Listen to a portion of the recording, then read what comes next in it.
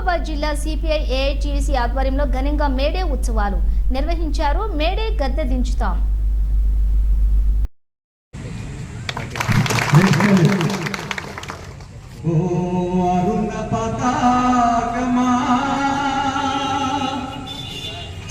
నవీన్ అలాగే రేషపల్లి నవీన్ అధ్యక్షతన వహించారు. ఈ సభలోని ముఖ్య అతిథిగా పాల్గొన్నటువంటి సిపిఐ జిల్లా కార్యదర్శి బి విజయసారథి మాట్లాడుతూ దేశంలో కార్మిక పోరాటాల వల్లనే కార్మికుల హక్కులు సాధించబడుతున్నాయన్నారు. మోడీ ప్రభుత్వంలో 10 ఏళ్ల కాలంలో కార్మికులు ఎన్నో ఇబ్బందులు ఎదుర్కొంటున్నారన్నారు.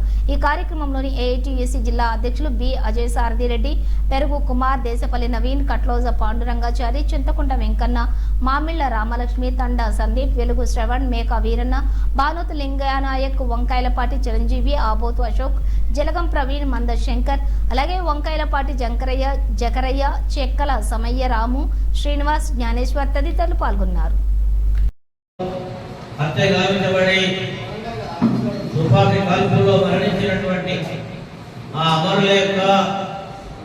అందులో కామ్రేడ్ కొంత కొన ఊపిరితో ఉన్నటువంటి కామ్రేడ్ తన యొక్క ఆ రక్తం వరదలో తన యొక్క చొక్కాలు విప్పి ఇది మన హక్కుల కోసం మేము ప్రాణ త్యాగాలు చేస్తూ ఉన్నాం, ఈ ప్రాణ త్యాగాలు వృధా పోనీయద్దు, ఈ ఎర్ర జెండా ఈ రక్తంతో ముంచినటువంటి ఈ జెండా ప్రపంచ ప్రజలందరికీ కూడా వెలుగును చూపాలి, దిక్సూచిగా ఉండాలని ఆనాడు కామ్రేడ్స్ ఇచ్చినటువంటి జెండానే ఈ ఎర్ర జెండా ప్రపంచవ్యాప్తంగా కొనసాగి కార్మికుల హక్కుల కోసం పోరాటాలు చేసింది, అనేక విజయాలు సాధించింది. మనందరికీ తెలుసు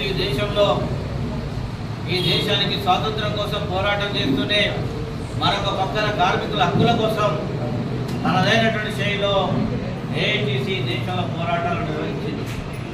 ఆ నేపథ్యంలో ఈ దేశానికి 1947లో స్వాతంత్రం వస్తే ఈ స్వాతంత్ర అనంతరం ఈ చట్టసభల్లో కమ్యూనిస్ట్ పార్టీలు పోరాడి కార్మికుల కోసం అనేక చట్టాలు చేసినాయి.